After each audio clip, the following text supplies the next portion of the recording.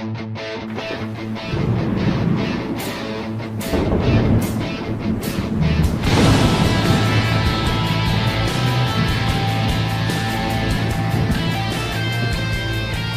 out there, and welcome to the No Shit Cast, flagship podcast of the X Factory Creative Network. I'm your host, Matt Frazier.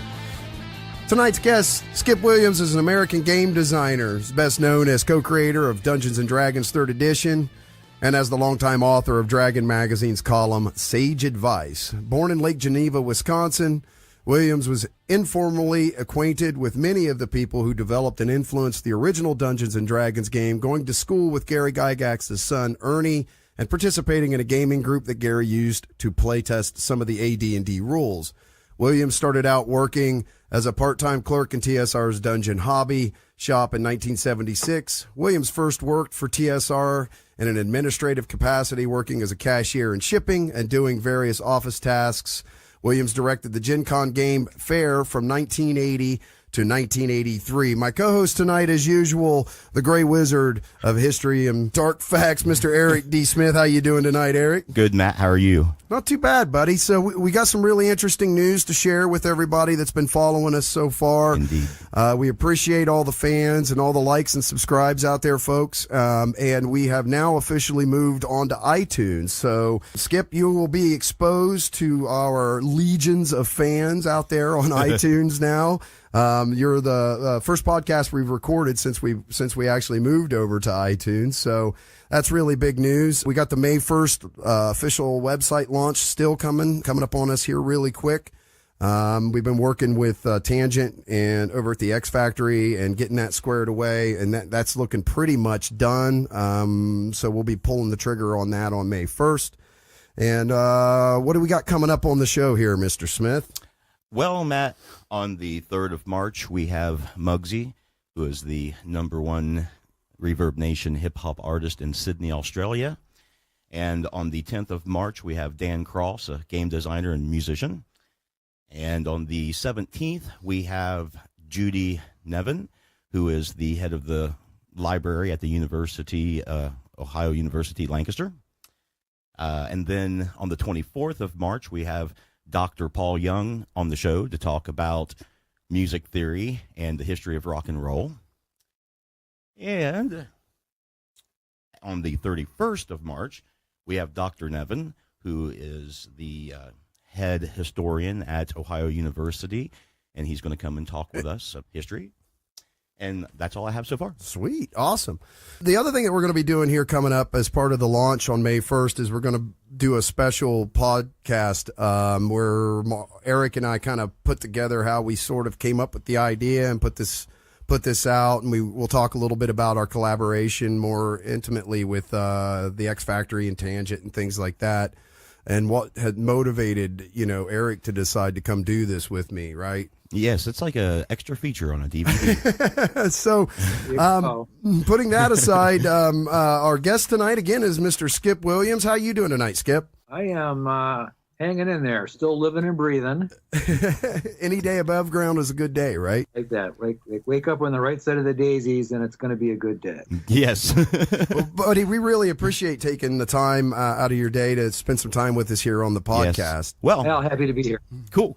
So the first question I wanted to ask you, Skip, was, before you were in high school, as you were growing up, was gaming prevalent in your family? Did you guys have the standard, cards and checkers type of games that you were exposed to, or did your family get in a little deeper in games than that? I can't say that my family was deep into games. We did play games together from time to time. We played, when I was a kid, real little kid, we played a lot of Crazy Eights. Okay. And I had a G.I. Joe deck that I was quite fond of, which is essentially Crazy Eights, but it was just, instead of standard suits, it's G.I. Joe. And we played Life, and we played Monopoly and Clue and that sort of thing. We had a mousetrap game, which we occasionally did as a family. So, but not seriously. Okay, but you definitely were exposed to gaming at a very young age through your family and such.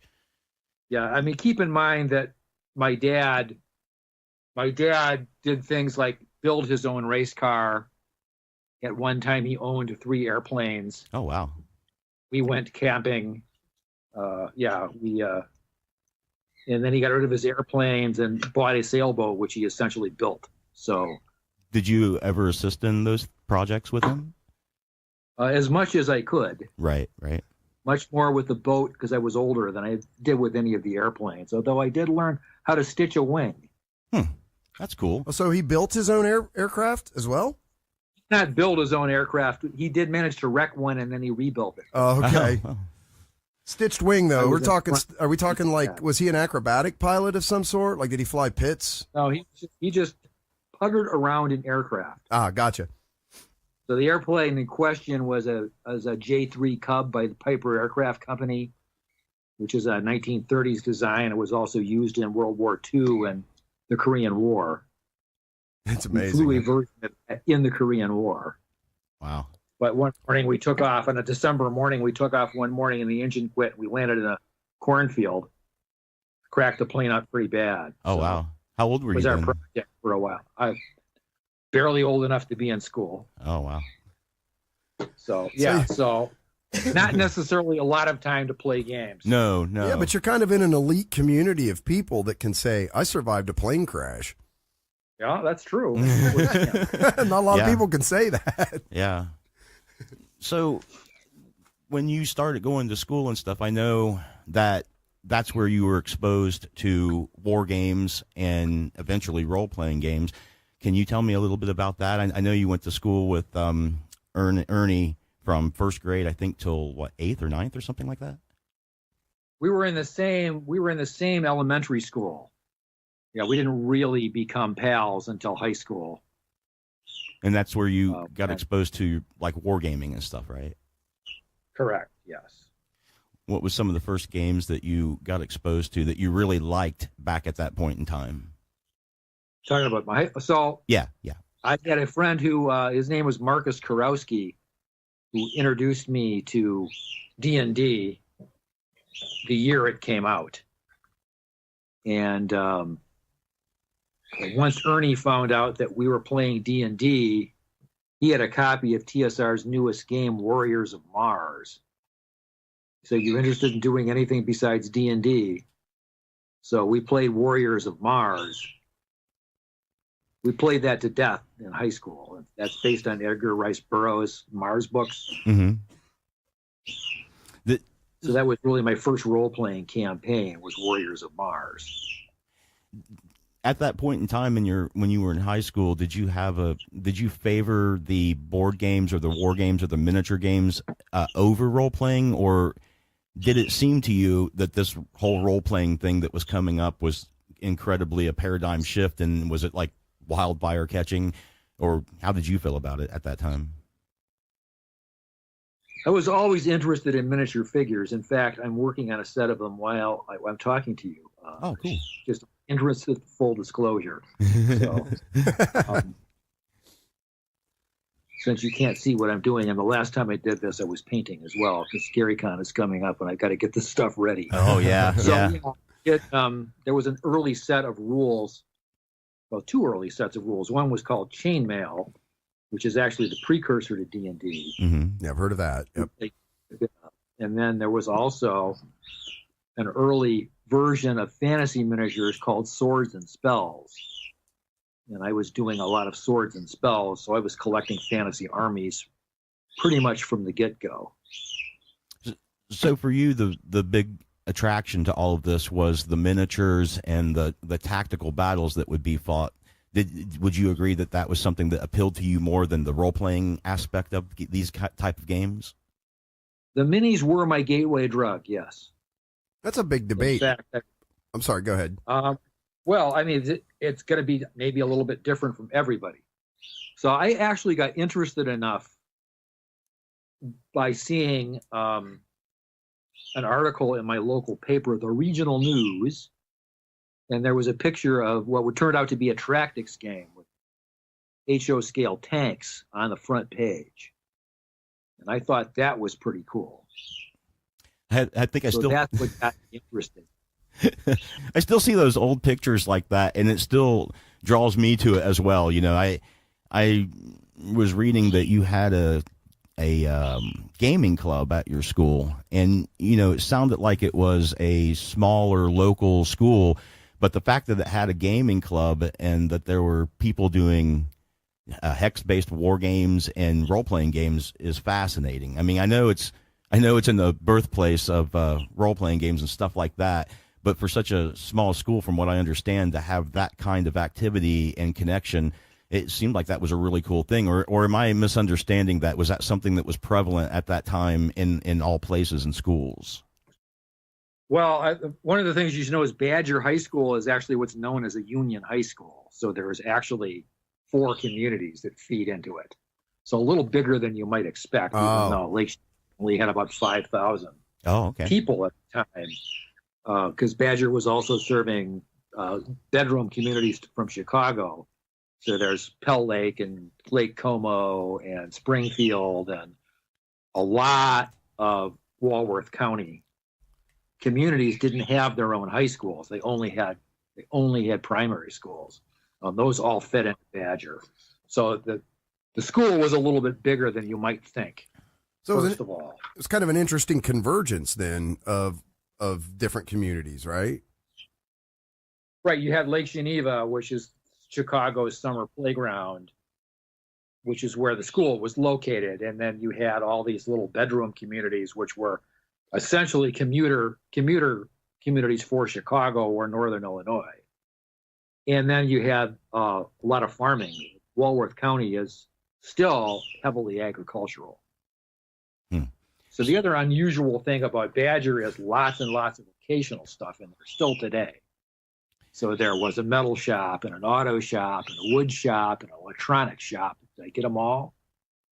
Yeah. Plus there was computer courses at the time. Wow. Pretty progressive. Yeah. Yeah, that is really cool. That's a really good fertile ground for these type of concepts and games to take root in, and a really good place for them to expand out to local areas that are larger and have other connections to other places, I would think. Now, the mascot for that school, is that the same mascot that's the artwork inside of that Gamma World module, the Famine at Fargo? That's very specific. Well, man. you might know. Just saying. I don't think so. No, the mascot for the high school is a badger wearing a letter sweater. Yeah, that's what the artwork is in the Gamma World module, the Gamma World module, Famine at Fargo. The artwork in that's what it has. It has a badger with a sweater on, and it's got a sweater on it, and the sweater is red with a white bee on it, maybe. And the badger's got a really big head. Yeah, could be. The mutants. I never actually made a connection. So there you go. I've learned something today. I think, and the funny thing is, it's quite possible then. Yes. Do what now? It's quite possible then. Oh, I cannot vouchsafe that right now today. I don't have it right here, but it sounds like that could very well be the case. Yes, that's cool. So, is there any stories from that time that you can think of that you would find relevant to that period before we move past that period into another? Well, I'm not really sure what you're interested in. Yeah. Well, interested in anything so you are interested in. So we go from an extremely specific question to a very open, really vague question. Well, just anything that's germane to the beginning of gaming and how it started morphing into more specific things. Because I know that you were involved in the campaign where Gary was trying out a lot of the first edition advanced rules and stuff like that. So, I guess what I'm asking you is, in that period in time, is there any information that you think is important that you would want to say or tell or talk about? Any games or campaigns or anything like that? I think what he's getting at, Skip, is some of the other people that we've had come on have had some anecdotal information about, the miniature wars. What was it, 1,000 point armies and things like that. Some of this stuff that kind of went on that was sort of the behind the scenes things that a lot of the fans may not know about. There were some people that also kind of dispelled some myths about that era. Of things that were kind of that they didn't play test the games anymore and some of that kind of stuff. So I think that's what he's fishing for. Yeah, just I don't know, just anything that you thought was relevant. There may not be anything. Well, you had a couple of things going on at that time. So you had the high school brats hanging around TSR as it was beginning to grow very rapidly. And TSR was cranking out games pretty readily. It took a while for TSR to sort of settle and be just the D&D publisher, right? So you had, first of all, D&D was actually the second game TSR produced. The first game was Cavaliers and Roundheads, I believe, just English Civil War. Mm-hmm. I actually did try to put together an English Civil War army, and I was busy also painting part of an army for Brian Bloom at the time. But we never actually got to play any of those because we just never, too many other things to do. So you had Dawn Patrol, which was then called Fight in the Skies, was coming out. We had Boot Hill. There was the Custer's Last Stand game, Battle of the Little Bighorn game. We had the somewhat ill-fated Battle of the Five Army game, and I call that ill-fated because that's the one that got the Tolkien people after TSR. Yeah, okay. That would have been awesome too, but yeah, I can see that coming. It was a playable little game, and we played around with it a little bit, but and it came from, I think it came from just a submission. Somebody said, "Oh, well, you've got this new game company, Gary and Brian. Here's this game design. Do you want to publish it?" And they said, "Here, heck yeah, we'll publish this. Sure, it's got dragons and dwarves and goblins and wargs and all that good stuff. It sounds like we'll do that." And then a Tolkien kind of came down on them pretty hard, and also went through D&D and said, "Okay, you got to get rid of hobbits, you got to get rid of ents, and et cetera, et cetera, et cetera." So lots of name changes start occurring, like Kathleens and Trents and stuff like that, right? That's correct. Yeah, Hasplings and tree ants, and changed the spelling of the metal mithril, and it's one of the things we haven't. It's one of the things we really haven't talked a lot about with there had to have been some IP things going on there with the Tolkien people, right? Yes, there were. And then at that same time you had the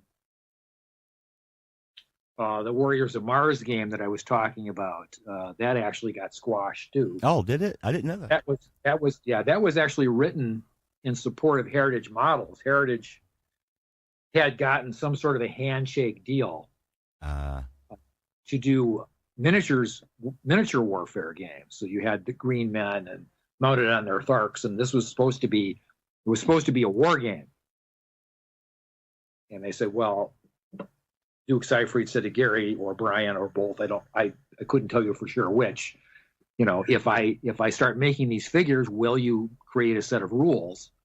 And they said, sure. And then they added the role-playing rules. They tacked it onto the back. And then the Burroughs people showed up and said, you can't do that. And Heritage quit doing the figures, and that killed that game as well. So there was a little bit of a learning curve for TSR at the time. Well, it was definitely a very new type of company dealing with, the imagination. And I guess when you're imagining things, it's a collection of various things that you've been exposed to, and oftentimes might come close to being just like something where somebody can complain or about close that. Enough. Yeah. I mean, I guess you get the same thing in music too. In this particular era, it wasn't a question of it just being similar. They were taking the names. I mean, yeah, sure. Oh, yes. Original D&D. Well, original D&D didn't specifically say Barsoom, but Warriors of Mars said Adventures in Barsoom. Yeah. There actually are random encounter tables for Mars in the original game, because you could go to Mars in the original Greyhawk. So do you think that generates more creativity, like when you guys are designing and coming up with things like that, and there's constraints that you have to work around that you weren't expecting? Do you feel that makes the designer in general more creative, or do you feel that that's just a hurdle that the designer has to overcome to get the job done? Oh, well, you've got to deal with limits no matter what you're dealing with. So, yes, I would say that overall it helps focus the effort. It's not necessarily a bad thing. It's not necessarily a bad thing when you're designing to get something that has the flavor of something that maybe is actually somebody else's sandbox, but you've got to find a way to suggest that. That's a great term too, the flavor of it versus because it's kind of like that in any of the universes, the Marvel universe. But just because you make a superhero doesn't mean but you're definitely in that flavor, right? Yeah. No. Gary used to talk about that. He used to talk about it being more important to capture the flavor, or I guess we would say now in the computer age, the look and feel. It was more important to capture the flavor of an era than it was to be painstakingly accurate in every detail.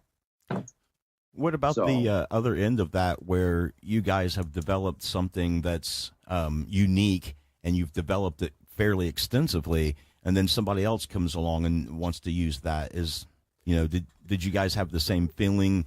Well, like, hey, man, we got to clamp down on this. I mean, all that this is a company and we're trying to make money aside, as a designer or an artist even, did you feel like people are using the things that you spent so much time creating and working on, or did you have the feeling that no, let them do that? I want everyone to know and use it. Imitation's the greatest form of flattery kind of thing. I mean, I know eventually, though, they clamped down on that, and the company, TSR, had the, this is the official supplement and things like that. But how do you feel about that?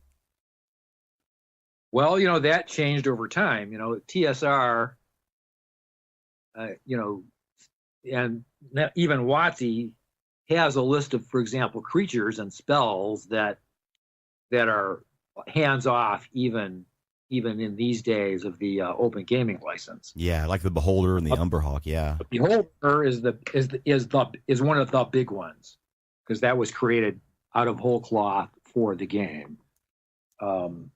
And one that they've lost a little bit of control over is the Drow.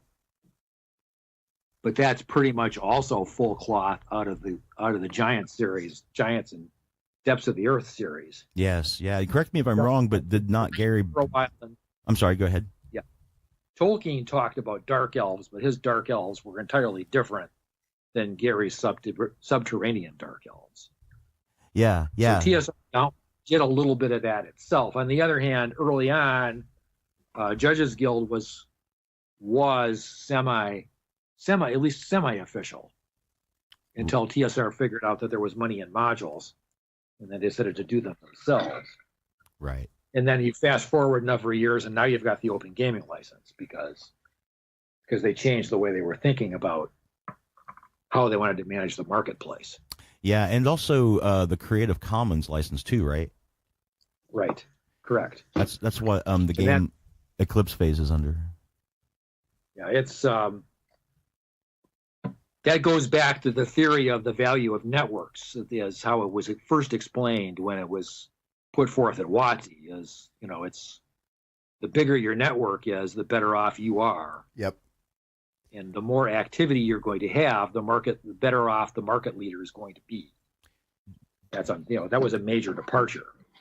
And then it just reconsolidates on the back end anyway, because then everybody buys each other out until it consolidates, and it does that, right? It ebbs and flows. Well, if we've learned anything from Microsoft, that's certainly true. Yep. Maybe less so in gaming, but maybe that's just because it's taking longer. Not as much energy in it, capital wise and things like that either. So yeah, it may take longer, but yeah, you see this. I mean, Facebook is buying companies up like crazy, but they started as just another kid in the sandbox. Microsoft, as you mentioned, Skip, this kind of thing where it goes like, it's weird. It kind of goes open source, and then out of that open source, power players emerge. They buy up all the little people, and then some paradigm shift will come along that blows all that to pieces and starts the whole cycle over again. Yeah, I mean, it's a genuine phenomenon. I've never heard anybody actually try to study that. Sounds like Sounds like there's a PhD paper in there somewhere. Oh, certainly. It's possible. Yeah. It's possible. Yeah, because like when that first happened, it felt like to me that the market was being flooded with so many accessories and supplements and stuff that it was difficult to keep track of, or it felt like you needed to put some sort of containment on what was going to be allowed in your campaign and not. And I don't know from direct experience, but I have heard lots of people say that all of these supplements and accessories that were available led to a lot of power building in third edition. I don't know if that's true or not. Did you find that true at all? Well, not in the games where I was playing, but it's certainly, I can certainly see it happening. Because that's, that's the Warhammer, that's the Warhammer formula right there. Anyway, you've got to have the latest stuff, or you're left in the dust anyway. Yeah. Do you still play? Now and then, yes. What I do more often than not is actually prep my wife, she runs 2 campaigns online. Huh. So we periodically get together, and she essentially shares whatever paranoid speculations are coming from her players at the time, and we figure out a way to torture them. It really helps to bounce ideas off somebody. It does, and and it also, it's a formula that works really well for her. Sort of let the players write the campaign.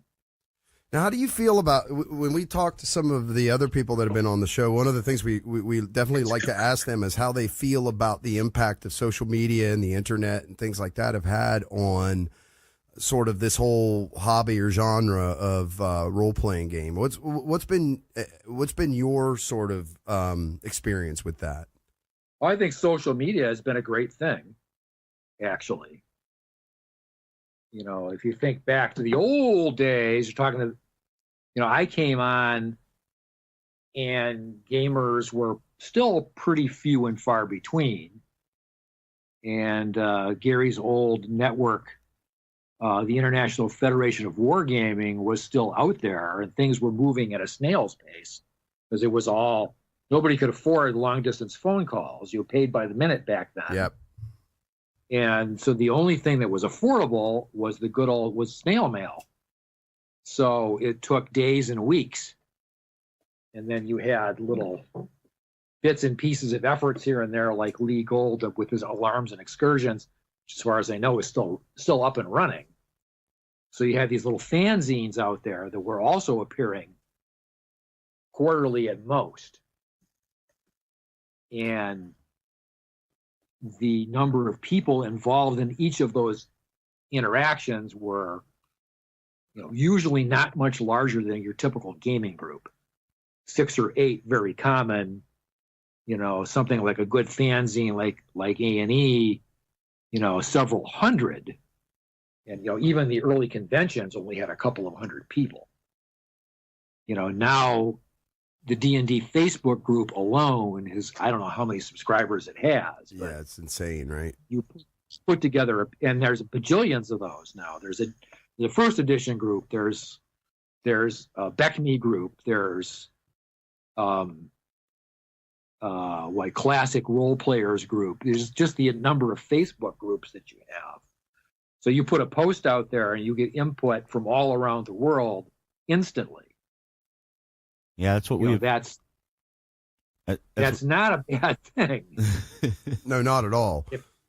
If you're looking to keep things fresh, that's a great thing. Eric and I were talking about this one time, and I'd love to kind of get your opinion on this, but we were talking about how it's good, yes, because it can certainly bring a lot more people to the table, so to speak, right? But it also allows for it to break down into so many subgroups, like tribal subgroups, that the thing as a whole now sort of gets bogged down in that.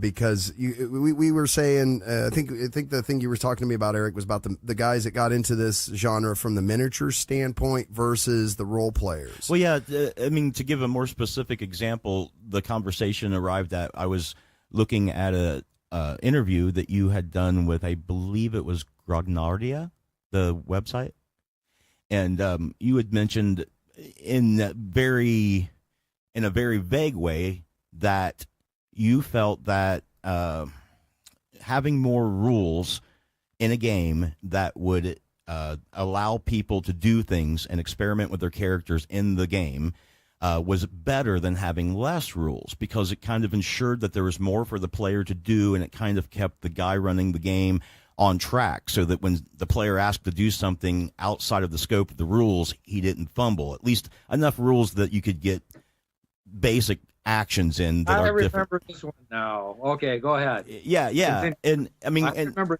now. Yeah, and I totally agreed with that. Times I've been the most hated man on the internet, right there. Say again? Oh boy. Do what now? That was a few times. It was one of the most hated men on the internet, right there. Well, I didn't think that they were really mad at you, but they just took a huge umbrage with the idea that you were saying more rules, huh? They did. Well, they took umbrage with me saying, no, Gary and Dave were wrong. Yeah. It started with them saying, no, the GM needs to have all the rules. The players need to figure it out as we went along. And I went, that's not my experience at all.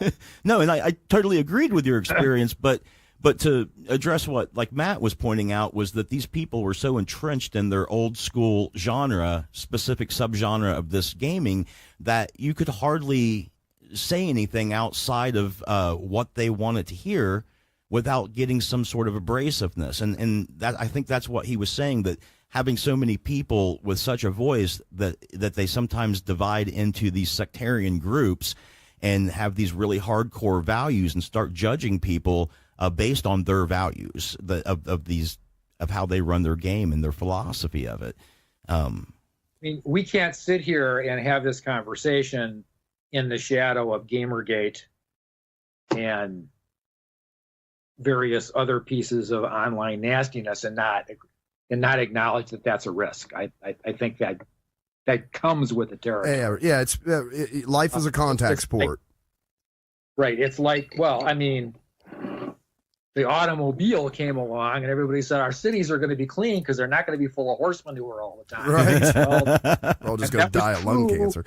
Up to a point, and now we have smog, and now we're trying to get rid of that now. Right. So it's always good and bad. But I think it's overall, it's better. I mean, we have teenagers now who fall into fits of depression because they're spending too much time on their smartphones. Sure, yeah. That's a bad thing. On the other hand, we have teenagers who have a worldwide network of contacts. At the same time. That's a pretty cool thing. Yeah. It makes you wonder, how can people that are so connected feel so alone? It's a really strange phenomenon today, isn't it? It is. Yeah. And that's now a whole thing now with parenting now, is how to manage your kid's smartphone. Yeah. It's a new problem that we have.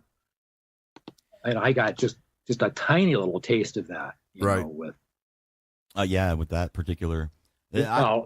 Also with my wife and I did Rage a Teenager, that was in the period of AIM, when AIM was new and things like that. So I can understand how much more difficult it is for parents these days. But that's just, yeah. I got every new advance in civilization produces winners and losers. It's just the way it is. Yep. There aren't too many people making horseshoes and buggy whips. There still are a few, but not so many anymore than there used to be. Right. But a lot of people making cars. Yeah. And airplanes, and it's just the nature of the beast. Well, I have to say that I agree with the statements that you made on there. I personally agree with those statements because the game D&D in particular, and all role playing games, have went through a lot of changes and stuff, and how they're applied and how they're written, and even how they're used and stuff. And there's no way that any of those people would be writing those kinds of games today. So if you're saying like that they had that wrong, you're just saying like, look, this was the first version of this. We can perfect it. I mean, just to speak to that, when Gary wrote Dangerous Journeys, there's a game full of rules. So obviously piles and piles of rules. Oh, yes, boy. Very difficult to create characters. Yeah. Yeah, that's But my point at the time, and it's a point that I haven't changed my mind about, is if you're a role-playing game, you're assuming a role. You're taking on the persona of some individual who is immersed in a world that you don't know a whole lot about, and that's what you're doing. You become that particular individual for the period of the game. That's what you're doing. If the game is going to be anything other than interactive fiction, you have got to be able to make meaningful decisions about what your character is doing, how your character is interacting with the world. Amen. All right? And if you don't know what makes the world go round, then no decision you're making is meaningful. Agreed. All you're doing is thing. And, that's not a bad thing sometimes. I remember, in our early Metamorphosis Alpha games, Gary and Brian did a Metamorphosis Alpha campaign. There was another game that was floating around back in the day, back when TSR was producing new games all the time, as opposed to the next D&D thing, Metamorphosis Alpha by Jim Ward. Okay, it was kind of cool to play these mutants that knew nothing about the Starship Warden. They didn't really even know that they were on a ship. They didn't, didn't know how laser guns work. They wouldn't really know, what any of the monsters did. That was pretty cool for a while. But none of those characters would have a life at all if they didn't get smarter and savvier as things went on.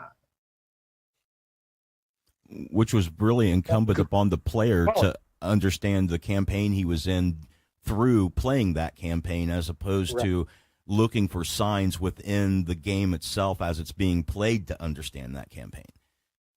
I guess the way go ahead.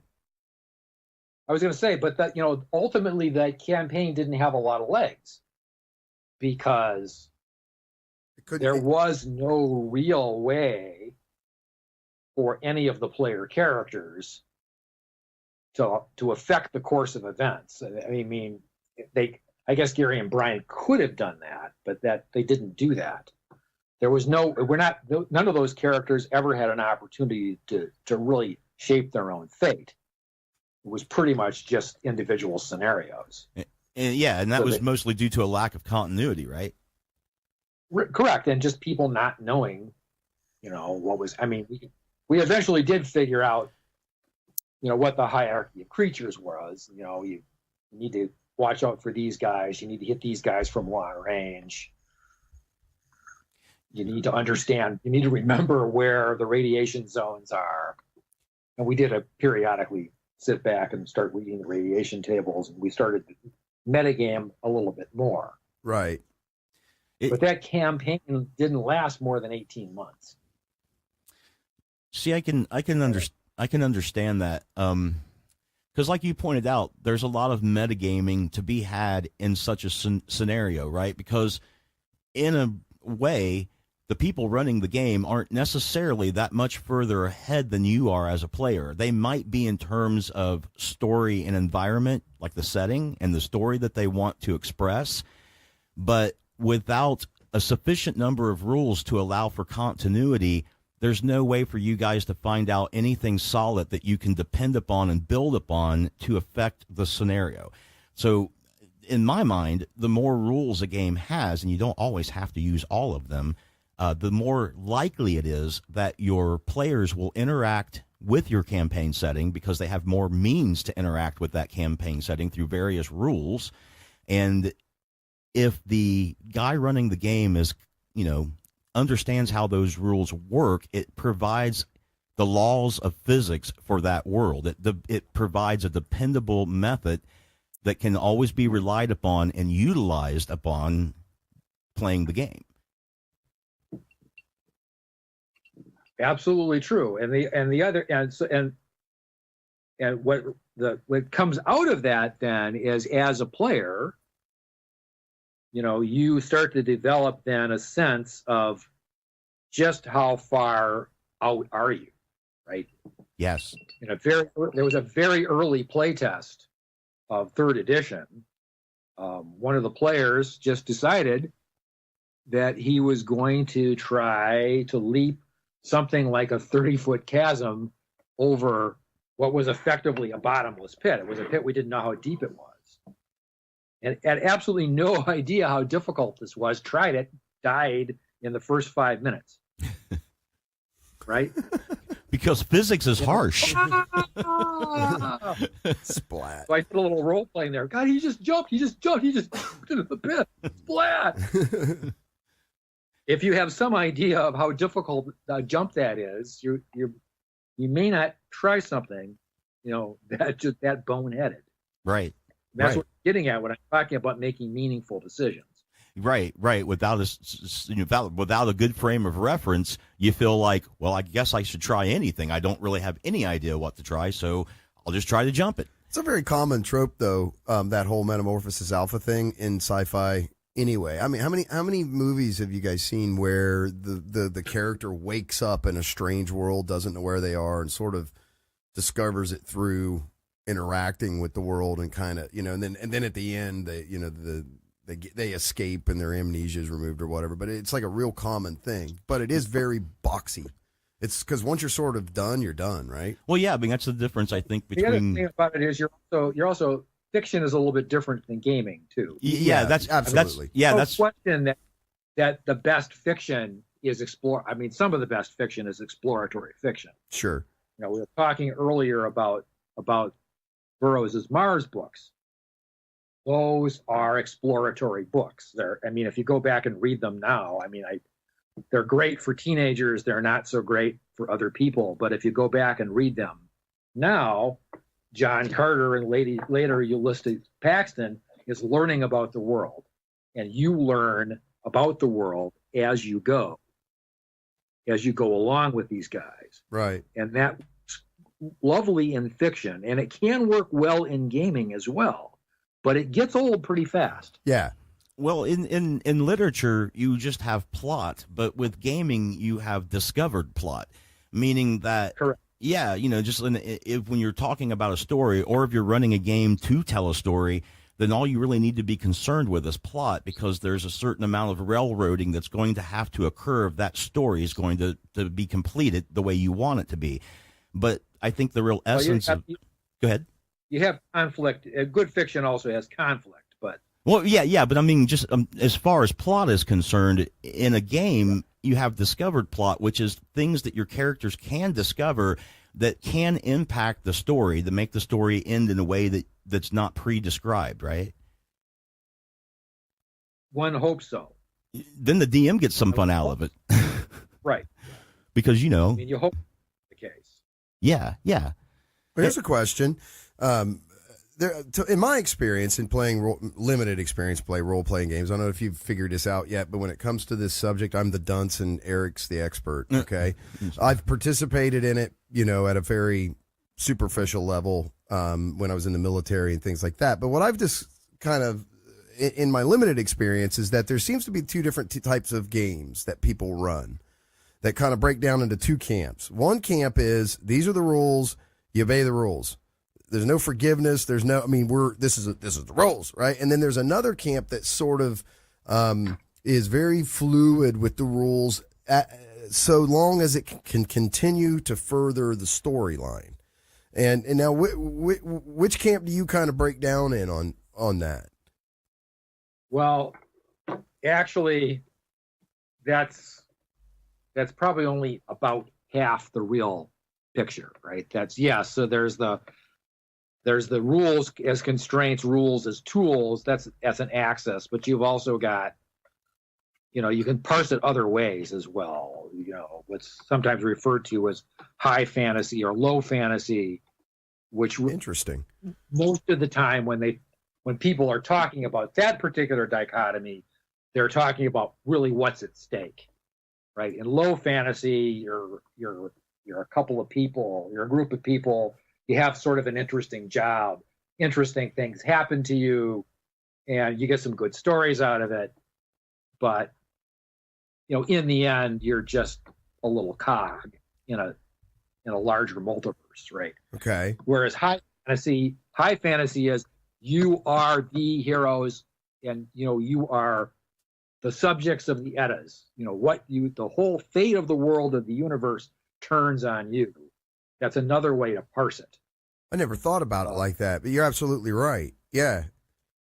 And then what do you do in terms of, you know, what are you going to do with story? One of the recent things that I did in the past year was a piece for Goodman's Games called How to Write Adventures That Don't Suck. Okay. And my piece was tell a story. And what I did with that is explain to people how you build a story to support your game. And I pointed out at that point, this is not necessarily a story-based game. Some games are run strictly on story. So some games can be all about the story. You know, I played in games, I'm just going to wander off, so my voice may fade a little bit here. There can be games where everything is subordinate to the story. Okay. And you don't do anything, or you don't keep anything that spoils the story. In fact, I played in games where the referee has sat back and said, "I don't like the way this came out, so here's how it really happened." Oh, wow. How did that make you feel? Didn't particularly care for it at the time, but I rolled with it because there was not a lot else to do. Yeah. So there are all kinds of different ways that you can parse role playing, right? It's not just one axis or two axes. There's all kinds of things to consider. Yes, and joy to be found in all of those. Right. So going back to your original question, which was what? Which camp do you fall in? Which camp in terms of the superiority of the rules? Is that correct? Yeah. Yeah. Versus story. Well, and I would say the first thing is what kind of campaign are you playing? Because that can vary from game to game. Sure. I mean, well, I like the way you sort of explained it too, between high fantasy and low fantasy, because actually I think in that way of looking at it is more prudent. I think that actually describes it better, because that goes back to what you're saying. It depends on what kind of campaign you're running here. Right, because you would never get high fantasy if you were sticking so adherently to the rules and the dice rolls that things just didn't occur in a heroic way, right? Well, you can have rules-intensive high fantasy games. There's no question about that. It's maybe not the best way to run a so-called high fantasy game, but you can certainly play it that way. It's just a lot harder, I think, is what it boils down to. It's harder. You have to build your story with a whole lot of escape hatches and yeah. You know, if you plan it correctly, it doesn't really make a difference what happens in any given game. You just pick a different thread. Right. I talk about also a little bit in my older book, High Level Campaigns, the original book. I talk about the perils of over control. So I think a better answer to your question is, when I put together games, I generally put together games that feature what I consider the three essential elements: fightin', figurin', and rascal chasing. Say it again. Fightin', figurin', and rascal chasing. Okay. I mean, I love that particular combination. And what that means is, we do create a story. Here's a backdrop, and I have an idea of what went before, what's happening now, and what's going to happen depending on how the players go around and buck up things. Right.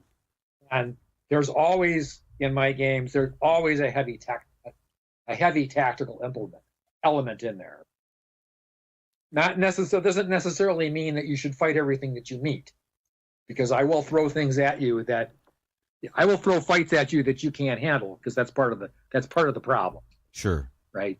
If you have to be smart enough to realize when it's not a good idea to fight. Well, and very realistic. Right. Well, yeah, they're not. There's a great meme out there. There's a lot of things happening in the world, and not all of them are at your level. Yeah. Yeah.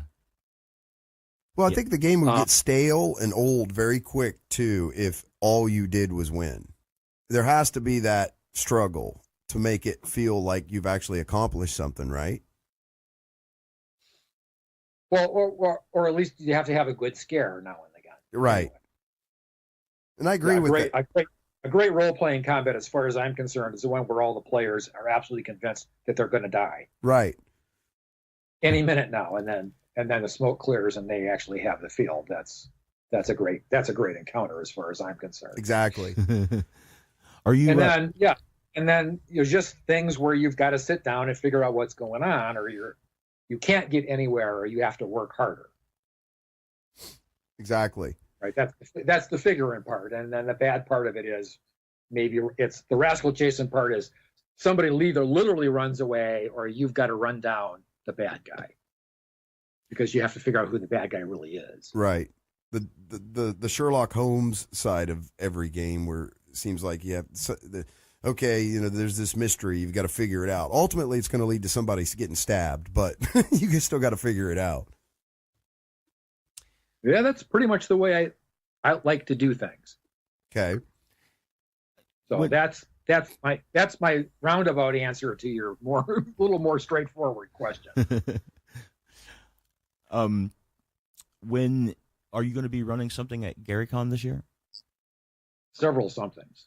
Oh, yes. Cool. What games?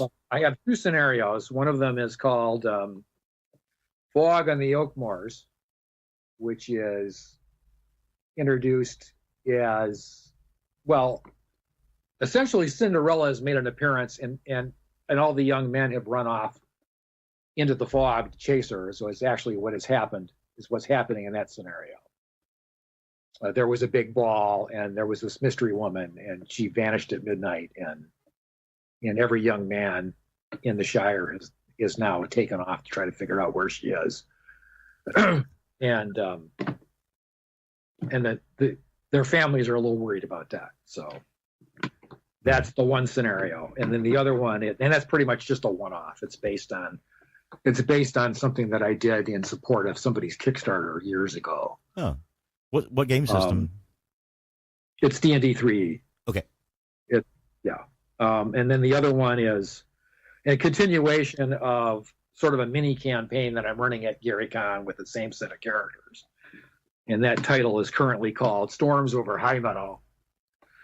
And High Meadow is the focal point of the previous set of adventures, which was called the Centaur Murders, where you essentially you're sent in as troubleshooters to figure out what's going on, because a very important centaur has been killed, and there's tensions between the humanoids and the centaurs in particular, and you're sent in there to figure out what was going on.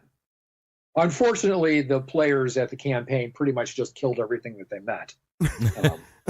So they were not necessarily successful at being diplomats, but they did manage to rescue a key person and diffuse the situation. But now they're back because they left enough loose ends that I'm able now to go, okay, well, here's what happens when your characters went off in the campaign to level up, and they came back a month later. Oops, well, all the loose ends came back to bite you in the butt, and now you've got to fix it all again. Hey, Skip, what's funny about that is, to me at least, is that I was reading an interview that you did for, I believe, Monte Cook for the 30th year anniversary of D&D, and you were talking about Gary having put side notes in his notes on the game system about the playtesting that you were involved in, you and your group, and you said that they basically said that you guys pretty much killed everything that you came across. Yeah, that would be his comments. That would be his comments on Giants. They actually, I think, made it into the copy of the game, and we did. We kept it. And, yeah. Which not entirely true, by the way. We did actually make a couple of friends here and there, but pretty much everything we met. Right. It just struck me as funny. You're like, that's what these guys are doing. That actually worked to our advantage because one of the nastiest encounters in there was with the dwarf Ambi. Mm-hmm, with the hammer. Yeah, he pretends to be a prisoner. And he's one tough mother. Yes. We beat him with a punch and beat the snot out of him. that was a good thing for us. You guys turned a role-playing game into basically World of Warcraft. Just go kill everything. But the way that scenario was set up, you had to go to the quickest way to move around was to go from site to site to site. So the quickest way to actually get to the glacial lift was to start at the steading, and then there's a place in the glacial rift where you could go to the Snurry's Hall. And we actually had a deal set up with some of the survivors in the glacial rift. So there were a couple of frost giants we didn't kill anyway. How'd you guys fare when you came upon the 2 white dragons? We killed them. Oh man, that did not go well for my party. That was the end of a campaign for my party. So, as I recall, we did a fair amount. We did a fair amount of reconnoitering. In the case of the white dragons, I believe my character had a genie ring. So whenever we were in doubt, the genie had, okay, just go invisible and go up there and take a peek. So I think we knew that the white dragons were there before we had to deal with them. Well, that's good. So, yeah. Then we popped in with spells blazing, and it wasn't too tough. My players used the pass wall to get through the boulder and just hung out at the boulder for a while, and then kind of cautiously moved forward into that large cavern, and then the spell effect wore off, and then the dragons came out, and then they tried to get back through and found the boulder. And give some context to people that may not, like me, have ever played this.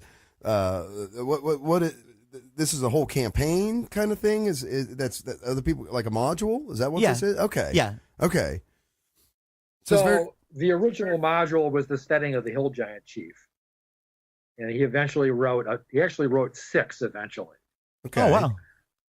Because it goes, there's the 3 modules deal with the giants, and it turns out that the giants are trouble because the drow have been agitating, and it turns out that the drow are troubles because there's this old Cthulhuoid type deity is trying to break back into the world. Right. So there's some pretty deep story in there. I'd like to. So yeah, you start out by facing hill giants, and then you graduate to frost giants, and you graduate fire giants, and then you go start dealing with the drow. It's ultimate. So you can play that. If you were to play all of that, you would be busy for months. Yeah. Oh yeah. Absolutely.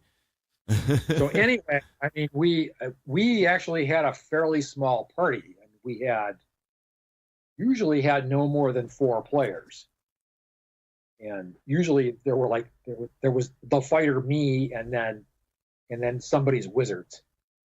So it was either Jim Ward or Ernie Gygax with their wizards, and occasionally somebody else tagging along with maybe a cleric if we were lucky. Were you playing Rufus? I was not playing Rufus. Who did you?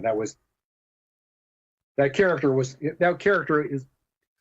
was called Boric, and he's never until now never been revealed to the public. Oh, we got us an exclusive. My main character in Greyhawk, yeah, the one that I spent most of my time exploring Greyhawk Castle with. That's cool. That's good to know. Yeah, so I was the fighter in the group, which pretty much meant that I stood there and with a meat shield. Yeah, and fought every giant, every meat shield for the spellcaster. So, but among other things, he had a genie ring. So when in doubt, I mean, I actually saved the party's life once because we were all.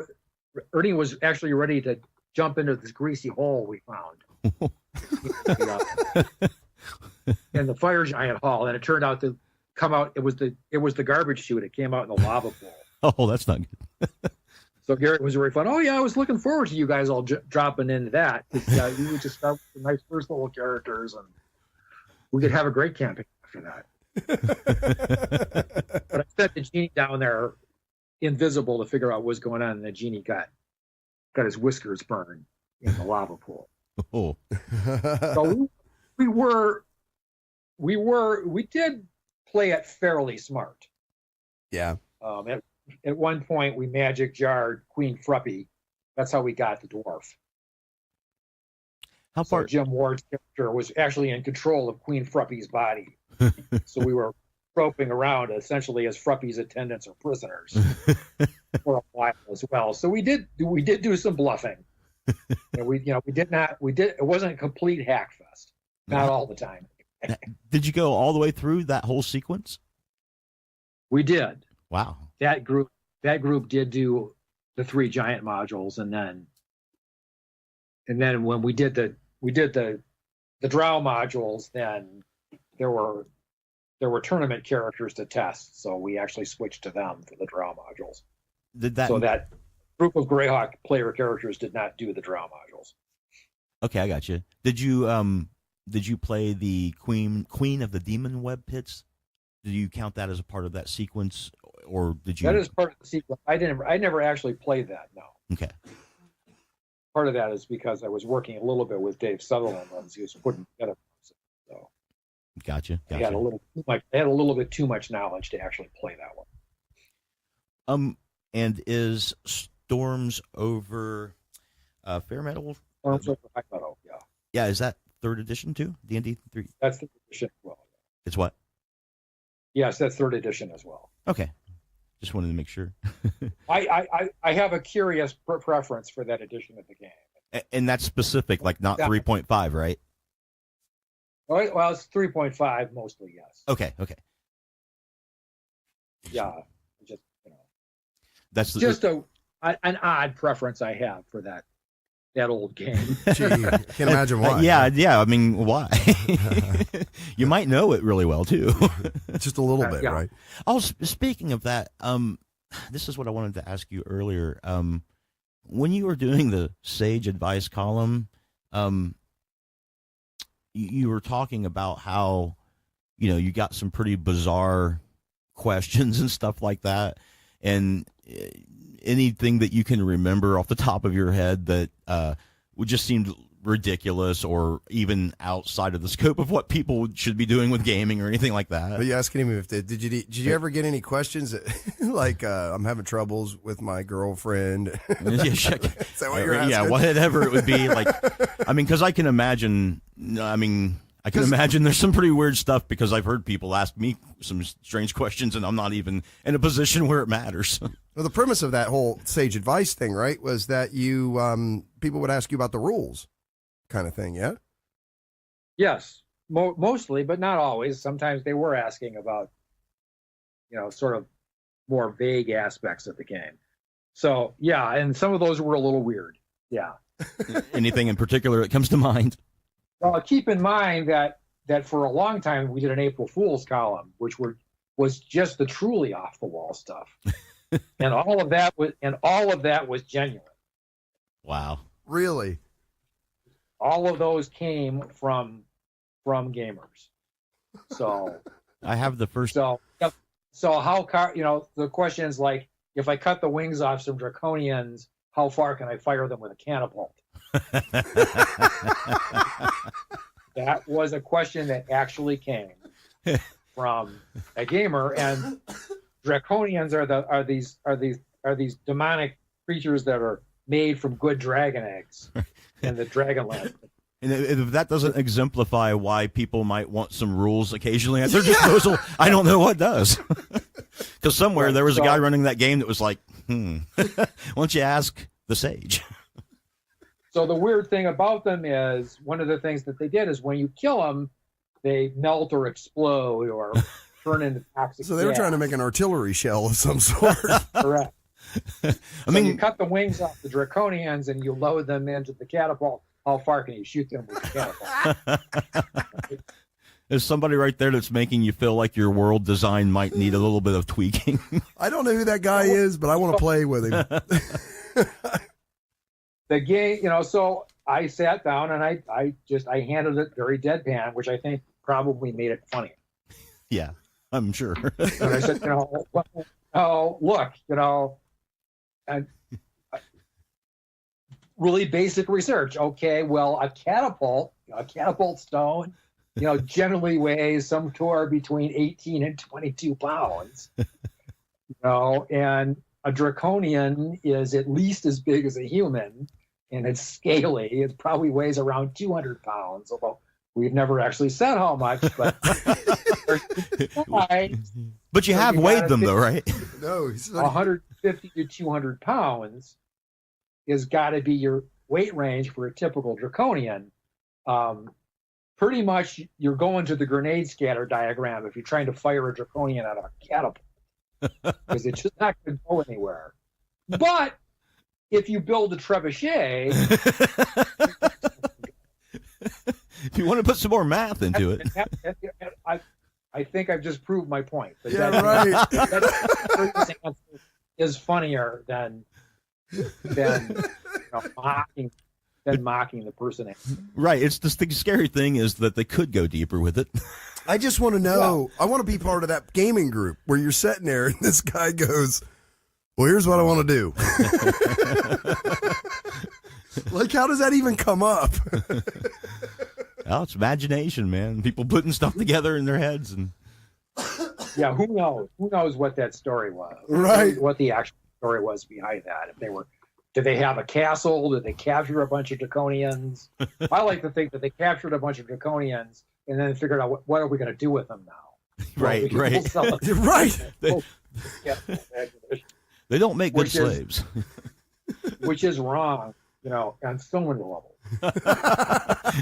We didn't want to make them slaves, so we came up with this. It doesn't really bear too much. Oh, well. That's insane. Another one along those lines, was how much does a legless dwarf weigh? Very specific. Yeah. This was important to somebody at some point. For some reason. Well, I can kind of see that one, though. Well, so anyway, the way I handled that one is at the time my sister was married to a pathologist, so I just called my brother-in-law and said, okay, speaking as somebody who does autopsies, what's the general rule here? No, see, that's... He told me, sorry. go ahead. No, I was just going to think that's, in his story, that's probably the strangest call he's got on his job. Well, yeah, that's his wife's crazy family. Go ahead, please. He and my sister are not together anymore, but we actually got along pretty well. Yeah, but he explained something to me in medical terms called the rule of nines, which is percentages. Okay. That medicos use to do things like determine exactly how much of a body is burned, for example. So the head is 9%, and an arm is 9%, and you've got 18% in the chest and 18% in the lower abdomen. So I wrote all of that out, and I said, okay, here's, 2 legs, it's about 36% for a human, about 36% you're going to lose. Now, dwarves are short and stocky, so maybe you're going to lose a little less. Right. But, in an in-game situation, this is how this goes down, right? So your buddy gets his legs cut off, and you got to, figure out how to backpack him so he can still fight, right? So I can actually see this. Why this is important. Yeah, well, how much would he weigh? I don't know, man, because you got your encumbrance issues, right? So you got to figure all of this out. I think you're probably right. I don't think they were thinking about just how they were going to get him out. I think they were thinking about, how do I create the 2-headed giant with the legless dwarf? Yeah, so you strictly... I don't know that this is the case, but I suspect. Well, kudos to you, though. Exactly what they wanted. Yeah. Kudos to you for actually researching it and giving not only a funny answer, but one that's useful, man. Because that's really cool. You know, I know when I was growing up playing D&D and I had a subscription to Dragon Magazine, I loved the Sage Advice column. I loved it. That was one of the first things I read, and it, you know, when I would read it, man, it really felt like you were some genius, man. Like you just knew the question, you knew the answers to the questions and stuff, and there they were, and you just had to wait for someone to ask the question. So, you know, if I would have asked a question, it would have meant a lot to me to get a reply in some fashion. And, you know, it's cool that these cats really got a good answer like that, that you researched. That's really cool, man. Well, in the interest of full disclosure, I did occasionally crack from time to time. So an example of where I went, no, shut up and go away, was somebody going, how old do you have to be at any given level? And I went, okay, here's what you do. And then I came up, I'd have to look it up to tell you what the actual answer is. But what I said is, you know, you take the intelligence score and you divide it by his hit points and or his experience points, and then you get something which I'm going to call the GF, or geezer factor. And then I said, you know, then it's level times geezer factor times a modifier. You take a modifier times 100 if you're a game columnist dealing with weird questions. And then I went back and said, okay, look, here's how you figured out how old an NPC is. Figure out when the NPC was born, and then figure out how long ago that was. That's how you figure out how old an NPC is. Because you can't map that to his level. No. How are you going to map that to his level? I mean, if the person is steadily adventuring all the time, maybe. Right. Then it's a matter of figuring out how long it would take. Yeah. But that's not how, not even PCs adventure all the time. They have downtime. Yep. Yeah. You know, there could be some very young arch wizards out there. There could be some very old third level fighters out there. It depends on how they're living their lives. Yeah. So for God's sake, just figure out how long ago they were born. Yeah. That's what you have to do. It's almost being like asked, what does the color purple smell like? It's like, just go away. I got nothing. There's a columnist still working out there, Judith Martin, Miss Manners.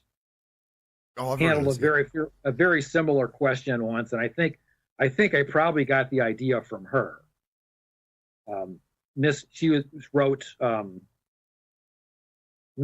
newspaper columns for years and years, and now she's writing books with her kid. And it's all about how you act. And somebody asked her once, you know, what's the proper way to eat a potato chip? And she said, okay, you eat a potato chip with a fork and a spoon, specifically a shrimp fork and an oyster spoon.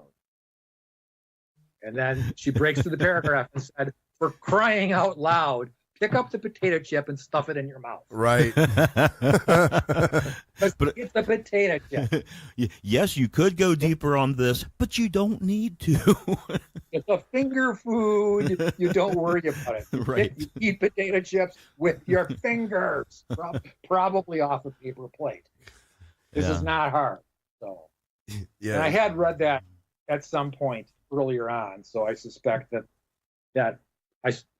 that's where I sort of got that answer. But it was the same sort of situation. It's like, you know, no, there isn't a rule for this. There's never going to be a rule for this one.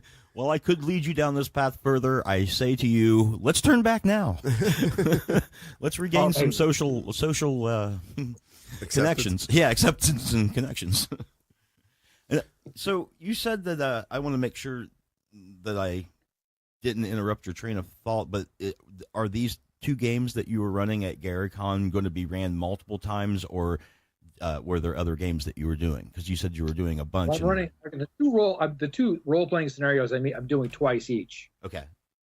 So yeah, I mean, I'd actually have to look it up here. Actually, curious. I think I have some notes here somewhere. Sure, sure. About when these are. I've never been to a Gary Con. For a social media post later, social media still being somewhat important to gaming, as we discussed earlier. Yeah, a little bit. It's amazing to me how many guys are like that run games live, like on Twitter or not Twitter. I always do that on Skype and things like that now too. Yeah, get the Roll20 and yep, yeah, it's getting to be quite the thing. So Fog and the Oathmores are running Thursday 8 to noon. That game still has seats in it, by the way. You could get into that if you showed up to that game. You would be able to get that. That has seats left, and I'm doing that one again Friday from 3 to 7. So there's 2 sessions of Fog and the Oakmoors, and then Storms Over High Meadow Friday 8 to 2, and again Sunday 10 to 4. Both of those are actually full. Okay. Although I might be able to sneak a walk up into one of those. And then Saturday 8 to 10, probably my favorite game of all time, Dawn Patrol, in a scenario called Brisfits. Dawn Patrol, Fight in the Sky, is also big in Lake Geneva early in the 70s, especially after Mike Carr joined TSR. We played lots and lots of Dawn Patrol. Yeah. He's still coming to Gary Con to do that too, right? I believe so, yeah. Okay. So, yeah, but Brisfits is a sort of a pet scenario of mine that I've done many, many times. It's Bristol Fighters, a very sort of an undersung British fighter, 2-seat fighter, one of the real workhorses of the air war, actually. Not quite as sexy as the Sopwith Camel or the Fokker triplane. So not a lot of people actually know about it. And then this is a sequel to a scenario I did last year called Brisfits versus the Flying Circus, which literally was Richtofen and their triplanes. So that's Saturday 8 to 10, and that's technically fall, but I will take anybody who comes to play that one because that's the way Dawn Patrol is. Nice. Cool. Yeah, this will probably be up today, if not tomorrow. So well, there you go. Anybody that we usually drop this into Facebook pages like we discussed earlier, some of which have over 16,000 members, somewhere between 6 and 16,000, at least the 5 or 6 that we post in, and then they go other places. So I've never actually been to a gaming convention of any kind, and so were you with were you at the first Gary Con? I was actually not at the first. I was at Gary's funeral, which was technically the first Gary Con. Gary sure, Con. Yeah. I didn't actually start coming. It was a couple of years before I started coming to Gary Con. Yeah, but you managed Gen Con, right?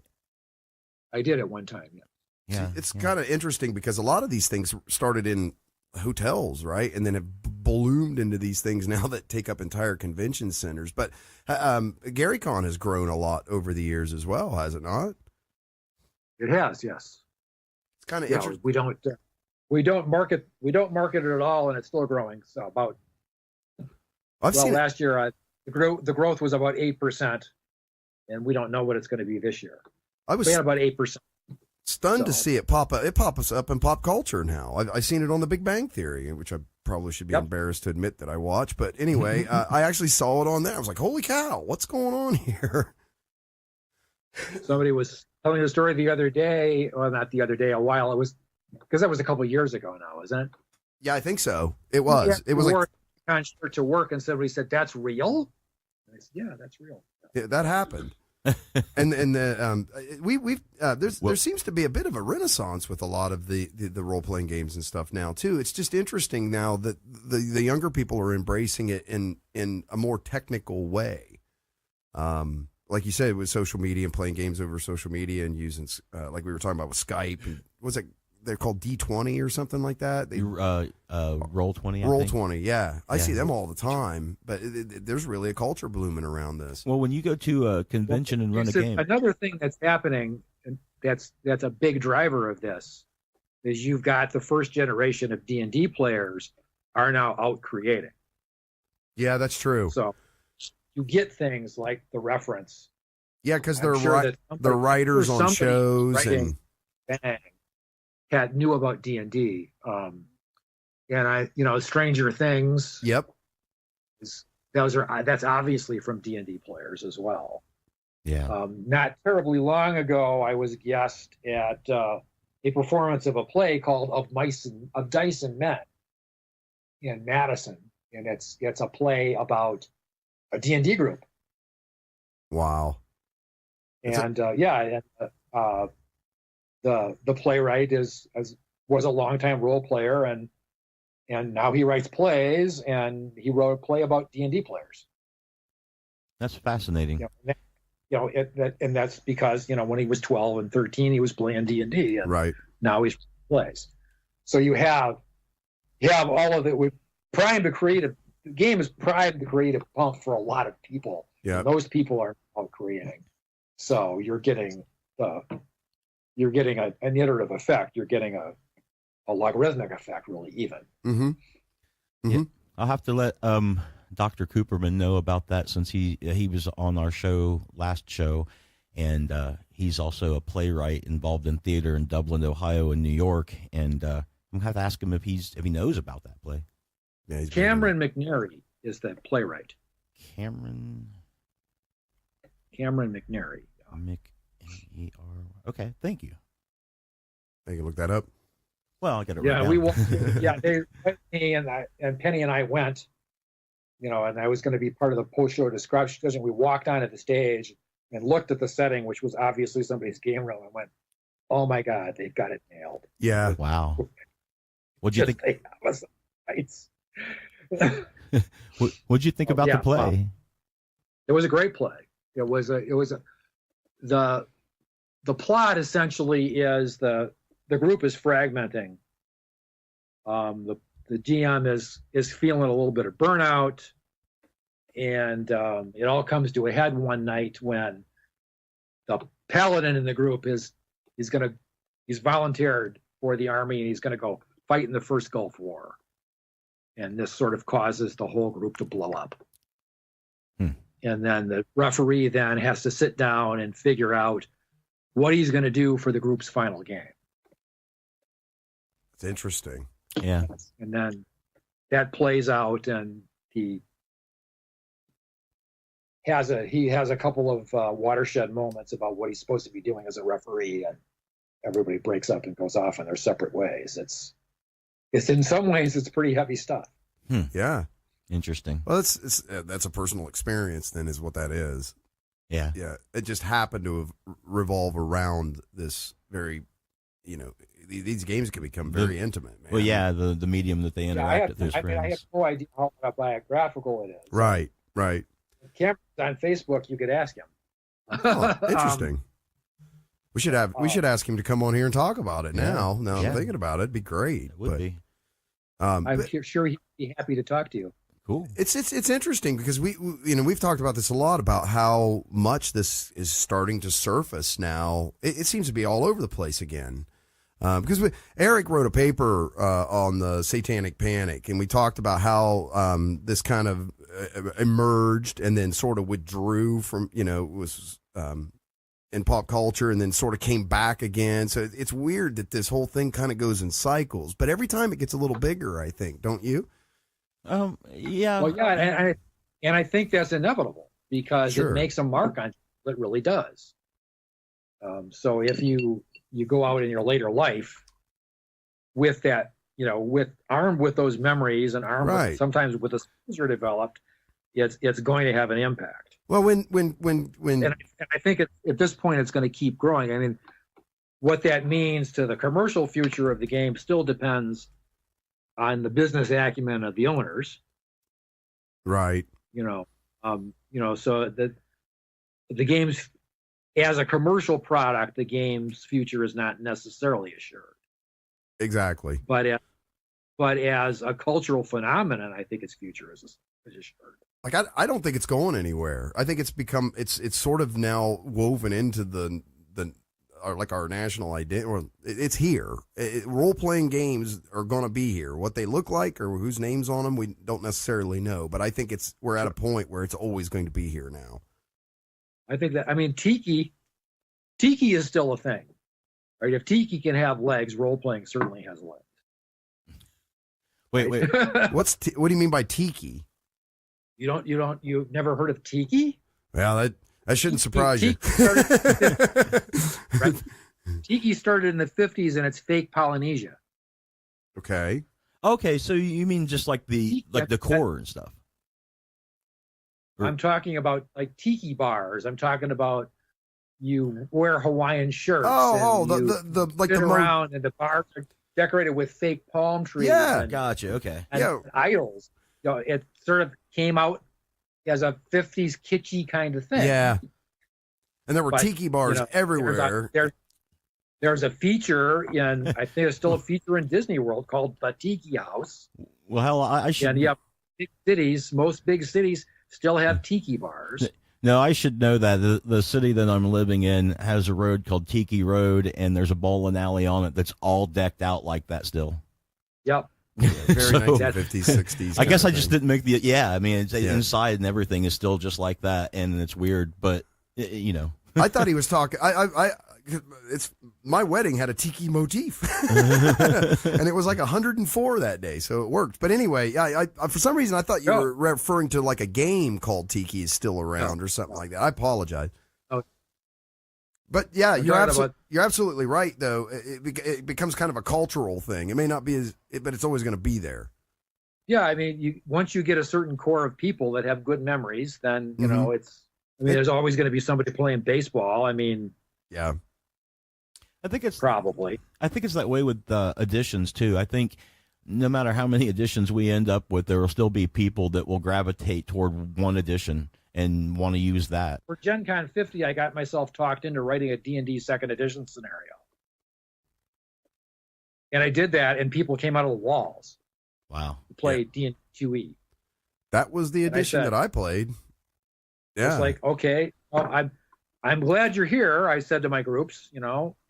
Why are you here? Is it just, did you just need to play a game and this was available? Or are you here because it's second edition? And they all went, yeah, second edition. Yeah, go, do second edition, the go. real funny thing about that is then a week later, somebody said, oh, second edition, it's old news. And yeah.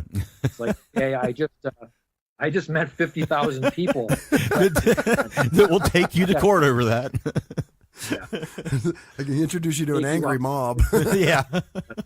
So.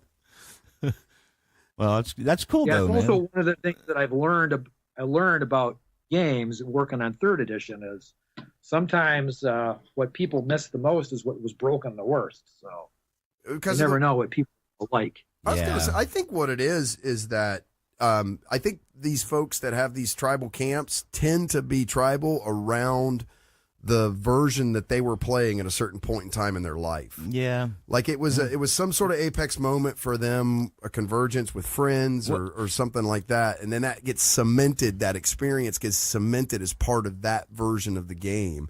So, because you never hear it, do you? Do you ever hear anybody that... Go ahead, I'm sorry. Psychologists, I think, would agree with you there, right? It's just, you just have good associations. You have, in some ways, it's classical conditioning, right? Yeah. Yeah, exactly. Very popular. It's downright Pavlovian in some cases. Well, it kind of goes back to what you were talking about, how, because you're right. The kids that were playing that game are now screenwriters. They're now, they're running businesses and doing things now. And this was something that influenced them, because when you look back at the movies of like the 70s and things, there was a lot of references in those movies to the 50s and things, because that was the music, the moment. And so it was all about hot rods and like Happy Days, all this kind of stuff. This nostalgic stuff was backwards facing, right? So the kids that are writing all this stuff down today are backwards facing, and they're looking at their childhoods. It just doesn't happen to necessarily include streetcars and but some of the millennials now are looking back much further than their past when they're getting into new things. So there is like a reemergence of a lot of things that were in the past coming into with the millennials. This is a credit though to Skip and all of you guys. If something's good, it's good.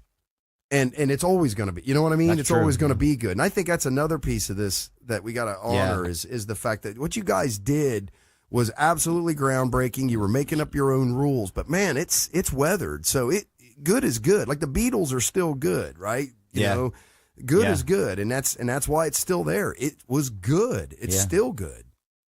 No, I think you're right. I mean, there's some things that just it has cultural legs, or it has psychological legs, or whatever you want to call it. Yep. Just because, I mean, Well, let me. classic story. I mean, that's growing all the time. But people are going to be still reading Moby Dick, and they're going to be reading Treasure Island. There are some stories that are just the Odyssey, the Iliad, Epic of Gilgamesh. Yeah, good is good. A friend of mine, Lauren Schick, has just done a brand new translation of the Three Musketeers. Oh wow, that's cool. And that's all. And that's a fairly old story. Yeah. Is that public who did we talk to? Was it Stephen Sullivan? Somebody was talking about doing a lot of public domain stuff where they're just reimagining it. I think that was Michael Dobson. Was that? I was Dobson. That's right. Yeah, it was self-publishing. Yeah. Put new art in it and things like that, and republish this stuff. Yeah, so, and he did it with thousands of books or something. And Snow White and the Huntsman is another. It's just reimagining this stuff over and over again. But they're good stories, so why not? I have a question. What are you currently working on that you can talk about, or that's coming up in the near future? Well, right now it's all Gary Con all the time, so it's hard. I mean, the most recent thing I did was a little piece for Rob Schwab's Shadow of the Demon Lord game. That's actually out now as a PDF. Okay. And that was a little weird to work on, because Shadow of the Demon Lord is this horrible game set in this horrible world, essentially, that's doomed. It's a Roman Empire type setting, and the slaves have taken over. When Spartacus revolts, he actually wins, except that the slaves are orcs. So the slaves are actually now in control pretty much of the whole continent, and they're orcs. Huh. And in addition to that, there's this nasty demon trying to break his way in from outside, and the world is doomed. And it's a horror role-playing game. Very, very strongly shows its D&D 5e roots, because Rob did 5e, and then he went off to do his game. But my piece was something called the Low Country, which is where all the halflings live. And the halflings in the Low Country are very much like the halflings of the Shire. They're prosperous, happy farmers. So here I am, busy writing all of this bucolic charm set in this huge festering ball of horror.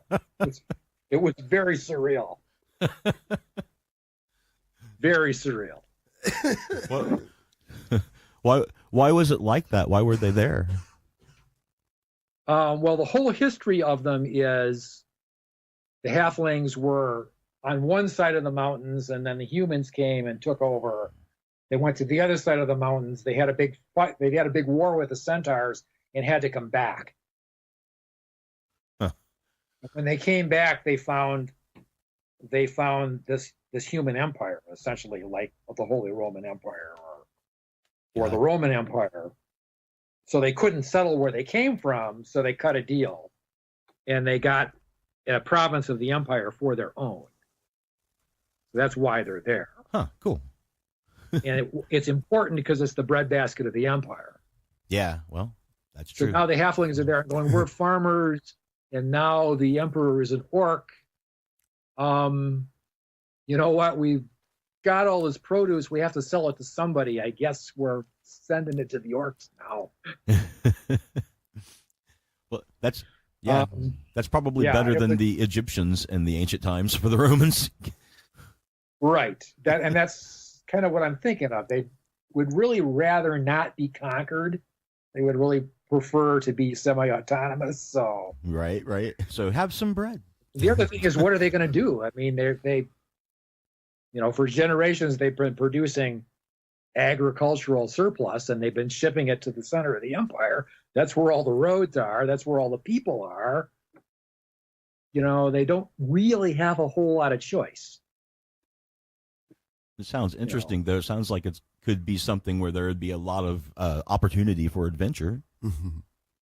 We got to go. Yeah, I decided I was going to base it a little bit on medieval Wales. So which is an interesting location because in medieval Wales, everything depended on your clan.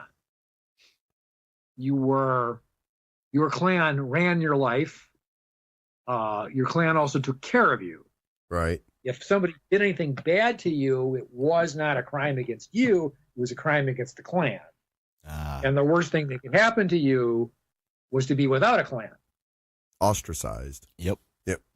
You have no support. You can't live anywhere. You've got no work to do. You're essentially, become a stranger in a strange land. So I used that as sort of the cultural model, the cultural legal model.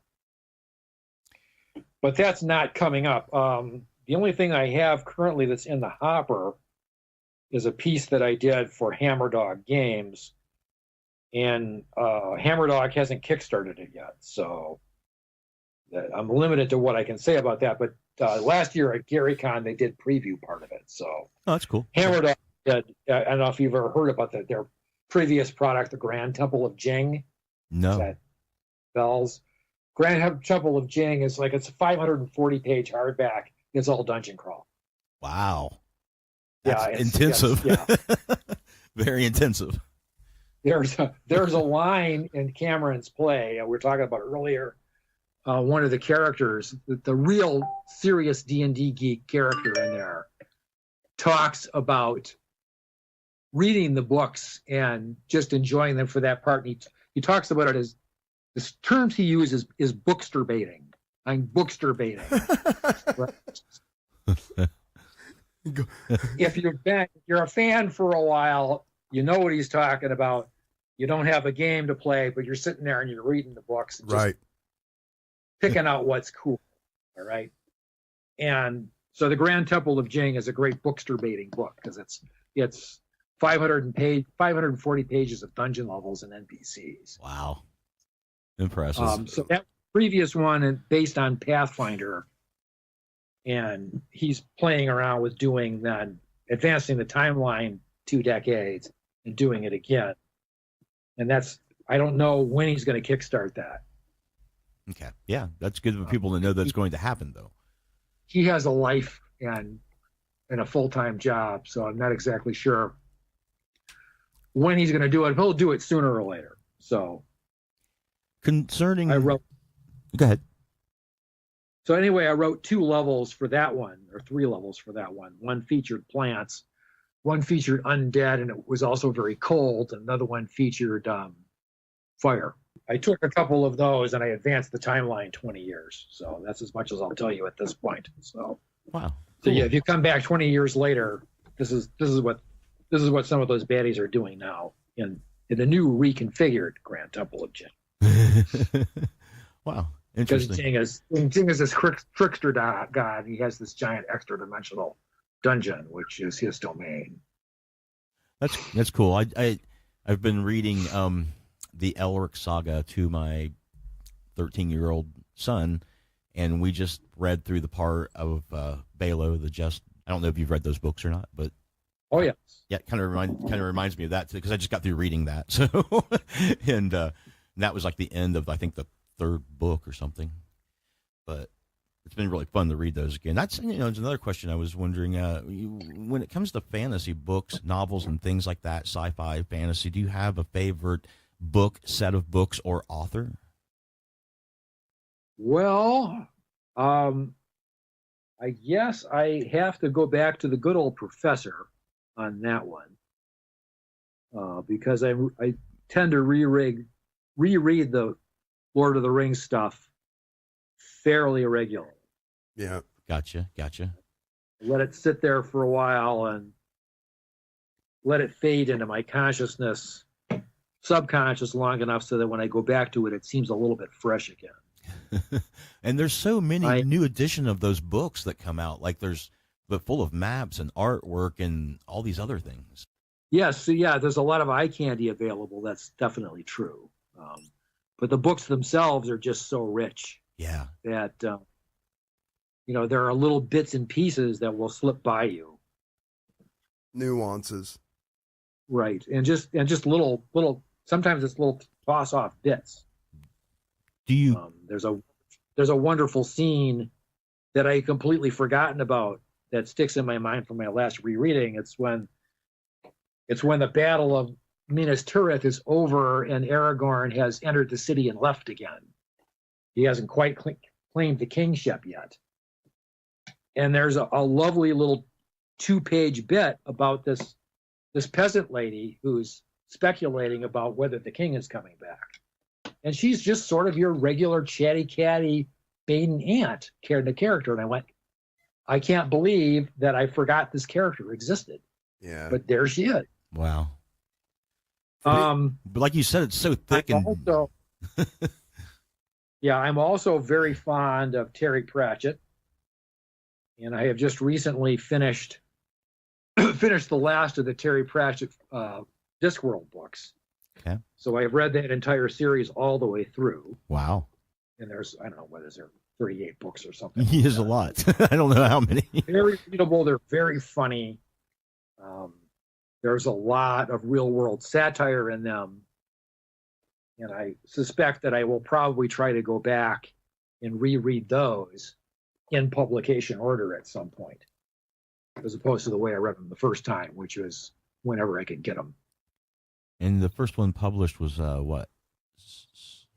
The Color of Magic, which was, I don't know, in the late 70s, maybe? Okay. Go back over. Yeah, that's where you get the character of Rincewind, who's sort of the world's worst wizard. He shows up for 2 or 3 books before he gets relegated to minor character status. Concerning the rules of 3.5 D&D as they stand, do you have anything you wish you could have done differently, or that somebody else could have done differently? Anything that you're definitely not happy with and either wouldn't use entirely or would change and from a rule perspective, or are you completely happy with it as it stands currently?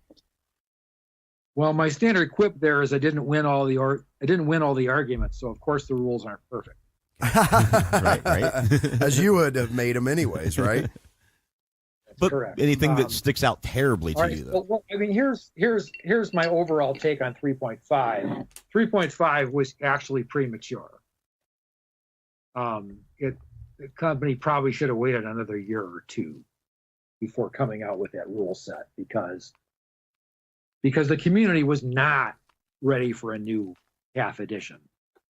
People were not saying, here are some things that are broken. We really don't like this. Our campaigns are falling apart, or there's just too much clutter in the system. As they were saying for second edition, there was 10 years between second edition and third, right? And so the game was really, really overdue for a reboot when third came along. And I think from just sort of a purist design standpoint, and just looking at what was happening in the community, there should have been another year or two before they did a new set of rules. What? So I think that's just true. People were not necessarily ready to have it. What was it that? What was the? I mean, other than age, what was the primary mover that said, "Hey, we need to relaunch this now and not just expand on the current rule set and just keep building on to that"? Which set are we talking about now? From second to third. Second to third, there was just this huge body of hate, really, if you think about it. There was a whole sub industry of we do this better because we're not doing it the way D&D does it. And then you have all of those splat books with all of those class books and Oriental Adventures, and the game was just gangly. There was just, the whole thing was unwieldy. So you're saying it kind of just got too big for itself. It got too big for itself, and it was showing its age. Gary and I also used to talk about a phenomenon called the pendulum as well, which is just where does the community's taste go? And with second edition in particular, there was a whole lot of what WotC used to dismiss as hand waving. It's like, you know what? We don't really need to explain how this is or why it works. Here's the rule. Deal with it. Okay. Right. And there really was out there a desire to go, no, we really want to have a good, solid, logical handle on what's going on and why these things are the way they are. So all kinds of things changed to meet that expectation. For example, talking about preparing spells rather than memorizing spells. Just a little tweak. Introducing the concept of arcane spell failure instead of saying, no, if you're a wizard, you can't wear armor. So no, instead of, we're going to make, this is what happens to you if you try to wear armor. Because that's where things were. That's where the pendulum was at the time. But this wasn't, I think what you're saying, though, this wasn't really about chasing trends. It was about fixing, honoring the community and going, oh, yeah, I think we could do some of this stuff better. Or right? essentially just changing philosophy, right? Like in how your game is perceived and how it works, right? Changing the philosophy, taking a look at what the critics had to say and comparing that to what the fans were saying. That was a big thing for me. It's like, when we were working that in the game, it's like, you know, it's okay to be sensitive to what the critics are saying, but we need to be driven by what the fans are telling us. But the fans were ready for a change too, I think. So yeah, I mean, there was a pretty serious hunger out there for a new D&D game. Yeah, and I think, and that was borne out by the sales numbers. So you guys also shut down some games that you had recently started, like Alternity, right? Alternity actually came out about the time third edition came out, so no. Alternity was shut down at one point, but it wasn't. It was after third edition came out. Okay, but not because of that. Not because, I mean, the Saga system, which was the non-D&D version of Dragonlance, did get shut down because WotC just decided it just didn't need to support that system with Alternity and a new D&D game coming out. Gotcha. But yeah, Alternity really wasn't the victim of that. Gotcha.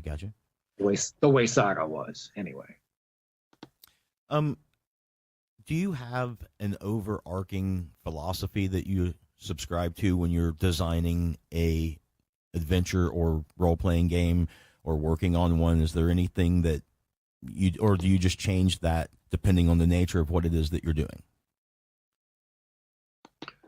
I like to be a little bit flexible. No, I mean, other than it ought to be fun to play. No, I don't have an overarching system. You do have to mold yourself a little bit to the audience, to the publisher, to your editor if you know who the editor is going to be. It just makes things easier in the long run. I talked about it a little bit. You need to have, I like to see things that support sort of multifaceted play whenever possible. Right. Yeah.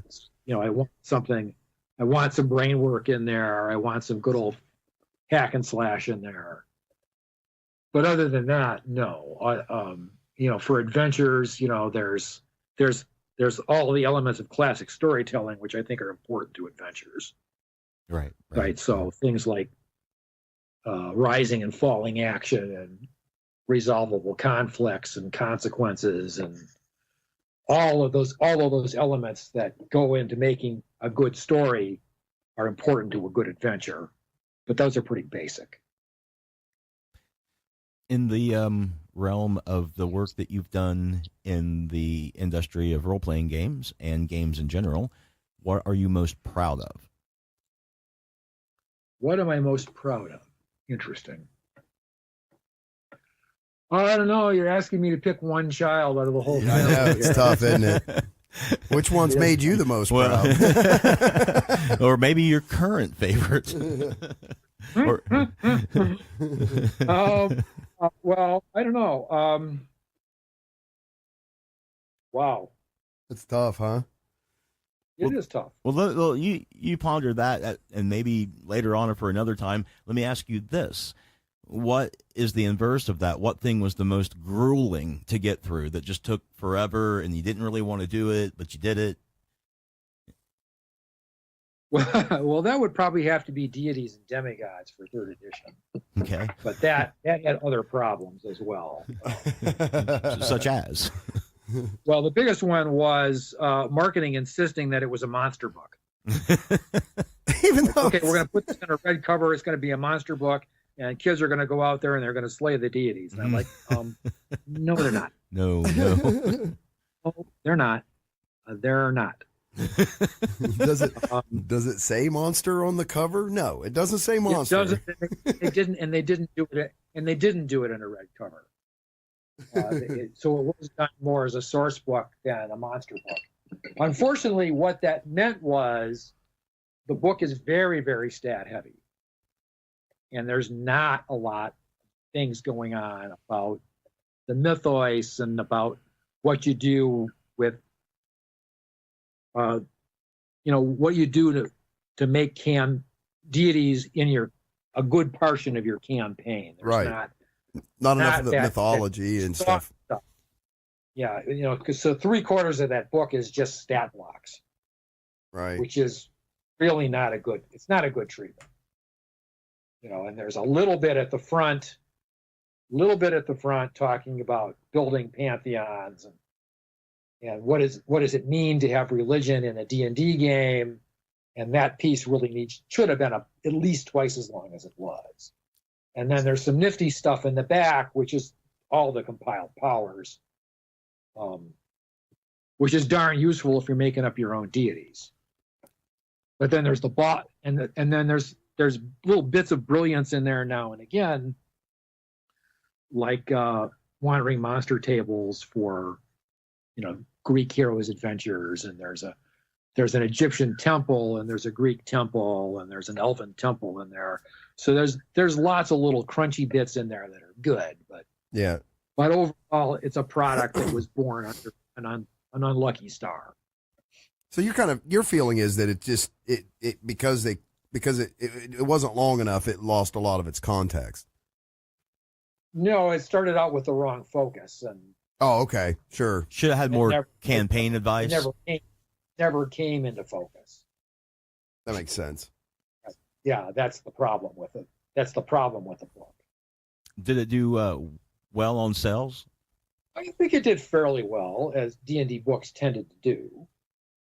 But there's definitely a baked-in audience there, isn't there? The other thing that happened with the book is that we did that book, and then we did Epic Level. Then we did the Epic Level book.